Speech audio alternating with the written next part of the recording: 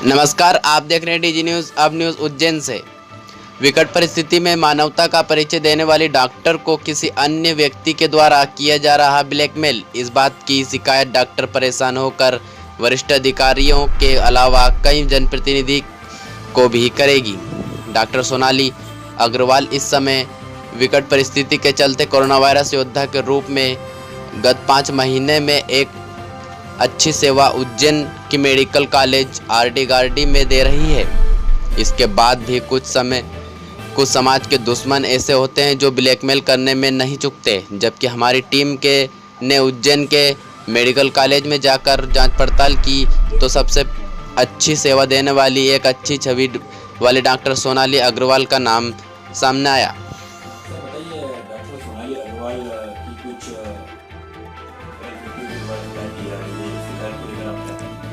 Sir, ये जो लोग शिकायत कर रहे हैं ये पूरी तरह से गलत है। मैडम ने जितना हेल्प उनका किया है, ये तो उनको तो मैडम को थैंक यू बोलना चाहिए कि उन्होंने 45 दिन तक उसको सर्वाइव करके रखा है ना। वो जितनी हेल्प मैडम ने उनको हर तरीके से करी आरडी गार्डी में, उसके बाद इन्होंने इसके बजाय उसको मतलब अप्रिशिएट करने के बजाय वो उनका गलत मैसेज दे रहे हैं पूरी सोसाइटी में, है ना। सब जगह एप्लीकेशन दे रहे हैं, गलत पब्लिसिटी कर रहे हैं। ये तो बिल्कुल गलत तरीका है।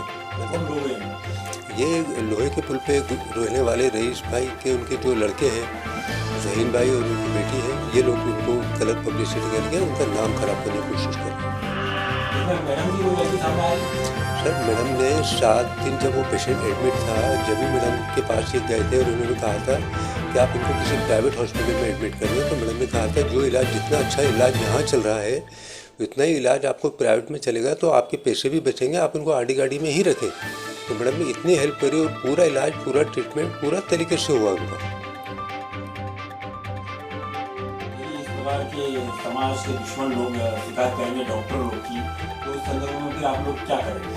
सर, हम लोग पूरी ताकत के साथ इसके खिलाफ आवाज़ उठाएंगे, कलेक्टर को ज्ञापन देंगे, सड़कों पर उतर के अगर कोशिश हुई तो धरना भी देंगे, उसका प्रदर्शन भी करेंगे और पूरी जोर शोर से प्रदर्शन करेंगे ताकि ये मैसेज आए कि जो समाज के असंवैधानिक लोग हैं जो गलत काम कर रहे हैं उसका पूछता उसका दर्ज जाए और जो गलत तरीका है।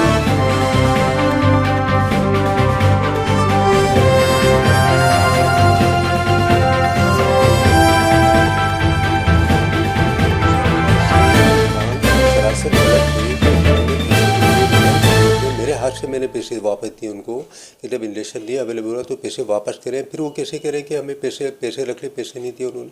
सब झूठा इल्ज़ाम है ये बिल्कुल। सर, इसकी शिकायत हम लोग आगे कल अगर हुआ तो एसडीएम को, कलेक्टर को और सीएमओ को जाके शिकायत करेंगे कि हम लोगों के खिलाफ गलत अफवाह फैला रहे हैं, गलत मैसेज दे रहे हैं, गलत कंप्लेंट कर रहे हैं लोगों के साथ में जाके। क्या नाम है आपका? डॉक्टर नुमान गौरी। मैडम बताइए, कोई समाज का दुश्मन आपको परेशान कर रहा था, उस बात को लेकर किस प्रकार से परेशान कर रहा था और इस बात की शिकायत आपने कहाँ कहाँ की? जो हमारे यहाँ एक रईस नाम का पेशेंट एडमिट हुआ था, उसके रिश्तेदार जहीन खान और उनकी बेटी अलीशा खान वो काफ़ी तंग कर रहे थे मुझे, और कई बार आकर उन्होंने मेरे क्लिनिक में भी मुझे धमकी दी, फ़ोन से भी उन्होंने डराया धमकाया, और हॉस्पिटल में जाके भी उन्होंने ब्लैकमेल करने की बहुत कोशिश की।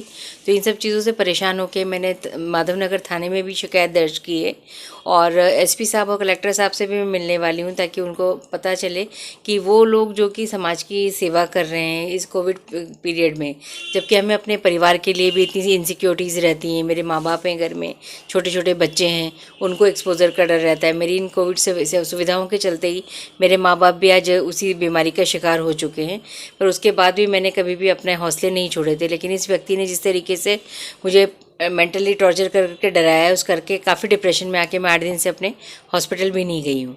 तो इसी सब चीज़ों के संदर्भ में मैंने अपनी शिकायत दर्ज की है और कलेक्टर साहब से और एसपी साहब से भी मिलने वाली हूँ। क्या लगता है आपको, कोई पैसे की मांग करता है, क्या है? वो ब्लैकमेल भी करते हैं, पैसों की मांग भी करते हैं और मेंटल टॉर्चर भी बहुत ज़्यादा करते हैं।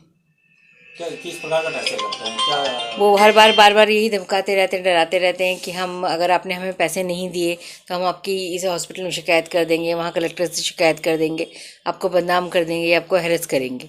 तो बेसिकली वो बार बार पैसों की ही मांग करे जा रहे हैं और उसी के संदर्भ में डरा रहे हैं।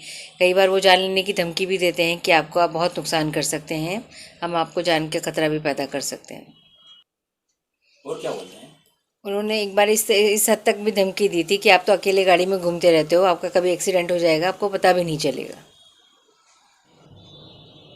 मैडम बताइए, कुछ समाचार पत्रों में कुछ खबर प्रकाशित की जा रही है, किसी को आपने बताया कि यदि बार बार परेशान करेगा तो एफआईआर लिखवाऊंगी। किस संदर्भ में एफआईआर लिखवाने की बात कर रही हो, मामला क्या है? एक मरीज हमारे हॉस्पिटल में एडमिट था आडी गाड़ी में, रईस।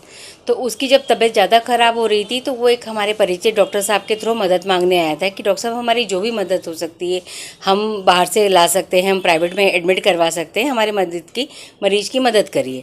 तो मैंने उसको समझाया कि भाई प्राइवेट में एडमिट करने से कोई फ़ायदा नहीं है, क्योंकि इस समय जो कोरोना का ट्रीटमेंट है वो बेस्ट पॉसिबल ट्रीटमेंट आडी गाड़ी में ही हो रहा है। लेकिन अगर उसके एक आध इंजेक्शन है जो कि उस समय से वहाँ पे हॉस्पिटल में उपलब्ध नहीं थे, वो आप बाहर से ले आएंगे तो हो सकता है आपके मरीज के ट्रीटमेंट में हेल्प मिले। तो उसने कहा डॉक्टर साहब जो ट्रीटमेंट हो, जहाँ से मंगाना हो, जैसे मंगाना हो मंगवा दीजिए, हमें अपने पिताजी को हर हालत में ठीक करना है। तो उस समय जो इंजेक्शंस हॉस्पिटल में अवेलेबल नहीं थे उसको मंगाने के लिए उसको मदद की गई। तो जिस समय तक पेशेंट मरीज का इलाज चलता रहा उस समय तक तो मरीज खुश रहा। लेकिन हम भगवान तो है नहीं, हम तो सिर्फ मरीज की हर तरीके से ट्रीटमेंट कर सकते हैं, मदद कर सकते हैं।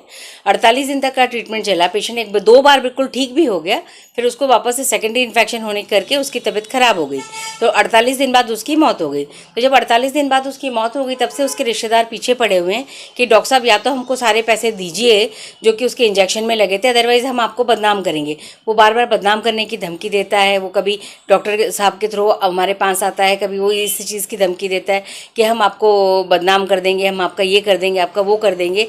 कभी वो हॉस्पिटल में जाता है। तो इस चीज़ ने बहुत ही मेंटल हेरेसमेंट करके मेरा मतलब ये हालत कर दी है कि 8 दिन से मैं अपनी ड्यूटी पे भी नहीं जा पा रही हूँ, मेरी तबीयत भी खराब हो गई है, मैं बीमार होकर खुद अपनी दवाइयाँ ले रही हूँ। क्या लगता है इस बात की शिकायत वरिष्ठ अधिकारी को संज्ञान में लाई है? इस चीज़ की जो शिकायत है वो हर वरिष्ठ अधिकारी को की जाएगी, क्योंकि मैंने ये प्रोफेशन जो चूज़ किया था वो सिर्फ दुनिया की मदद करने के लिए किया। मैं हर तरीके से हर मरीज की जो भी हॉस्पिटल में एडमिट है उसकी मदद कर रही थी, जिसके बहुत प्रूफ वहाँ ऑलमोस्ट 50 से 100 मरीज ऐसे हैं जिसके रिश्तेदार हैं वो दे सकते हैं कि भाई डॉक्टर साहब हमारी बहुत ज़्यादा हेल्प करते थे, हर चीज़ में हमारी बात सुनते थे, हमारी मदद करवाते थे। उसके बाद भी उसने मुझे इतना मेंटल टॉर्चर किया कि मैं किसी और मरीज की मदद नहीं कर पा रही हूँ। तो इस बात की शिकायत मैं हर वरिष्ठ अधिकारी को करना चाहूँगी, चाहे एसपी साहब हैं, चाहे कलेक्टर हैं, चाहे सीएमएचओ साहब हैं, या उससे ऊपर भी कहीं जाना पड़े तो मैं हर व्यक्ति को अपनी बात पहुँचाऊँगी कि किस तरीके से एक डॉक्टरी प्रोफेशन को ये लोग बदनाम कर रहे हैं। क्या नाम लिखते हैं आप? डॉक्टर सोनाली अग्रवाल।